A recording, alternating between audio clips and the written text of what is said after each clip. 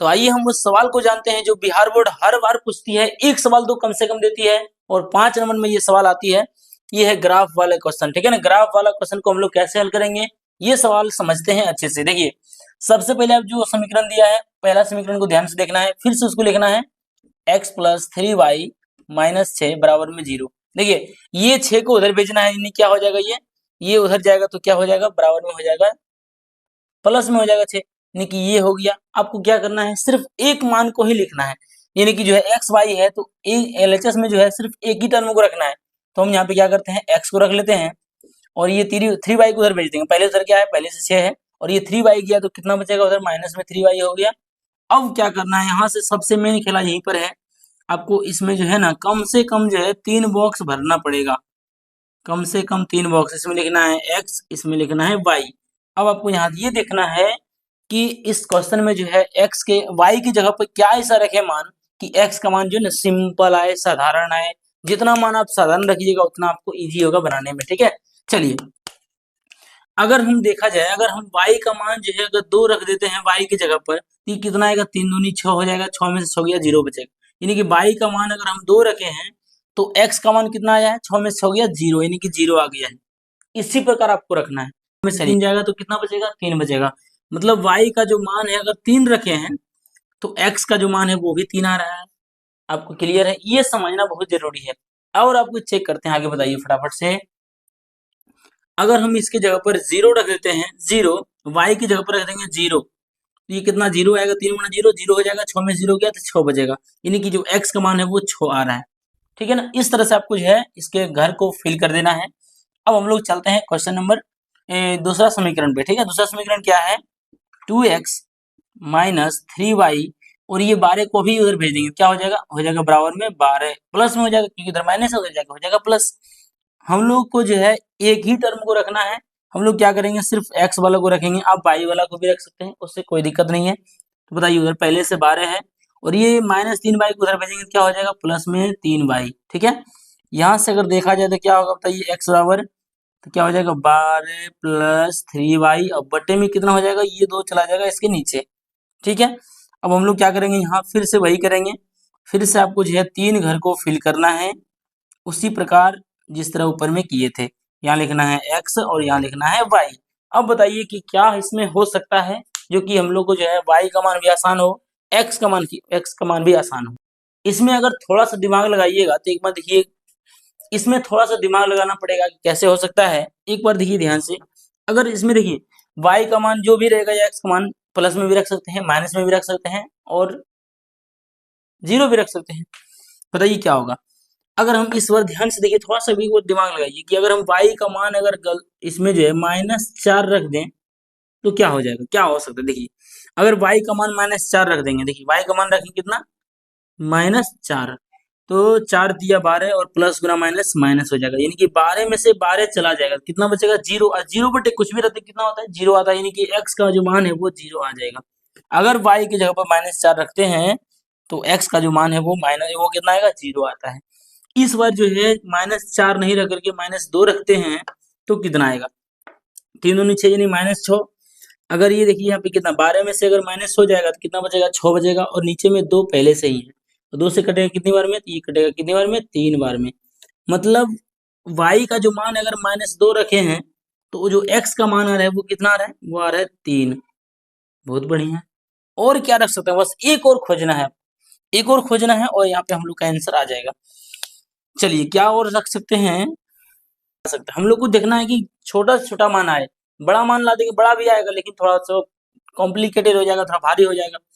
-6 रख देंगे कितना आएगा, देखिए दिया आएगा 12 और यहाँ कितना हो जाएगा, प्लस गुना माइनस माइनस होगा, 6 3 8 कितना हो जाएगा 18, यानी -18। अब बटे में कितना है 2, देखिए 12 में से अगर 18 घट जाएगा तो कितना आएगा, ये आएगा -6 और -6 बटे 2 पहले से ही है, यानी कट के कितना आएगा, ये आएगा 3, यानी कि -3 आ जाएगा।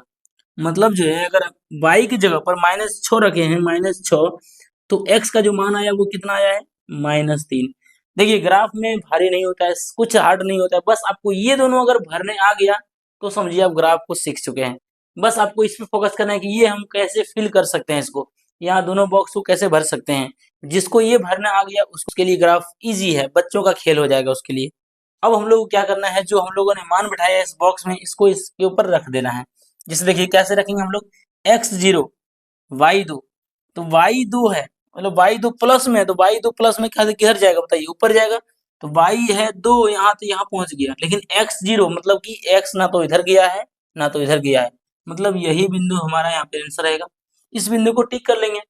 अगला बताइए, देखिए x कितना 3, प्लस में 3 है तो हम लोग x प्लस 3 तुरंत जाएगा यहाँ पर, ठीक है। देखिए यहाँ पर होगा x 3 है, और y देखिए उसमें कितना है, तो y भी 3 है, तो y प्लस में देखिए ये x को हम लोग 3 है और y भी 3 है, y यहाँ पर है x यहाँ पर है, y यहाँ पर है x यहाँ पर है, दोनों को एक साथ बढ़ाएंगे, आगे दोनों को एक साथ बढ़ाएंगे, कहाँ टकराएगा ये देखिए, तो ये हो रहा है क्या, यानी कि ये बिंदु हमारा यहाँ पे टारगेट रहेगा, ये बिंदु हमारा आएगा, ठीक है ना।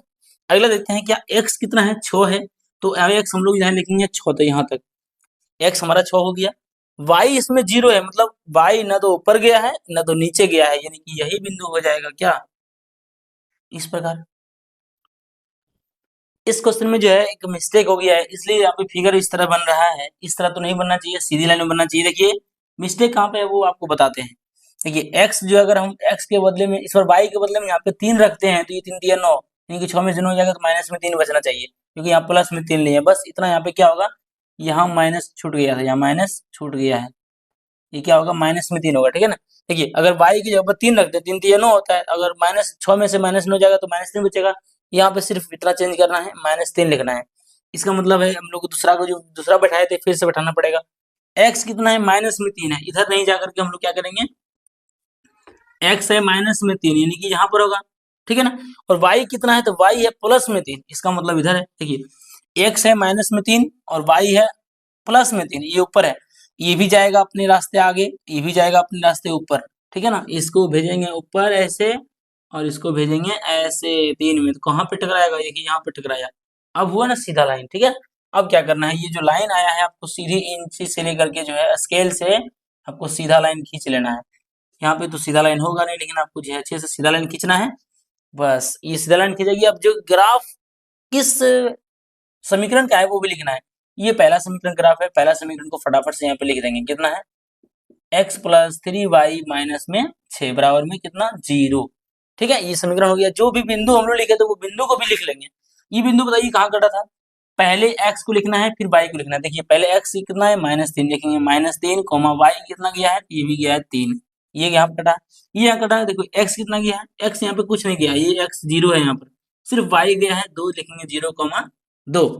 अगर यहाँ देखा जाए तो देखिए x कितना गया है, ये गया है 6 तक, और y ना तो ऊपर ना नीचे, यानी कि 6,0, ये गया है 0 तक, ठीक है ना। आपको इस तरह से इसको लिख लेना है। चलिए इसी तरह हम लोग जो है दूसरा ग्राफ को भी सॉल्व करते हैं। जो डाटा दिया है उसके ऊपर, इस ग्राफ के ऊपर बैठाते हैं। x 0 है, y -4 है, y -4 है मतलब y नीचे गया है, और x 0 एकदम मतलब रहने तो x इधर गया, नहीं तो उधर आया है, कहीं नहीं गया, सिर्फ यही बिंदु यहाँ पे होगा, ठीक है ना। अगला देखते हैं, x3 y -2, x3 है मतलब प्लस में यहाँ पर 3 है, यहाँ पर रखेंगे, x3 है, y कितना है, -2 है, ये बिंदु यहाँ 3 पर है, और ये बिंदु इतना y कितना है, -3 पर है। इसको आगे बढ़ाएंगे, इसको नीचे करेंगे, इसको ऐसे बढ़ाएंगे, ऐसे ऐसे करते हुए इसको नीचे करेंगे, कहाँ बिंदु हुआ, ये बिंदु हो गया, ठीक है।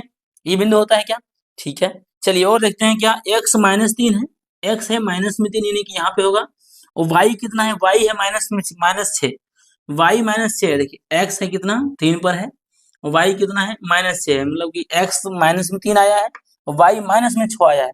इसको इधर बढ़ाएंगे, इसको नीचे करेंगे, ऐसे नीचे करेंगे इसको, और इसको इधर ले जाएंगे, ठीक है। ये बिंदु हो गया हमारा, ये बिंदु होता है। अब इसको मिला देंगे अच्छे से, मिला देंगे अच्छे से, बताइए फटाफट क्या मिल के क्या आएगा, ये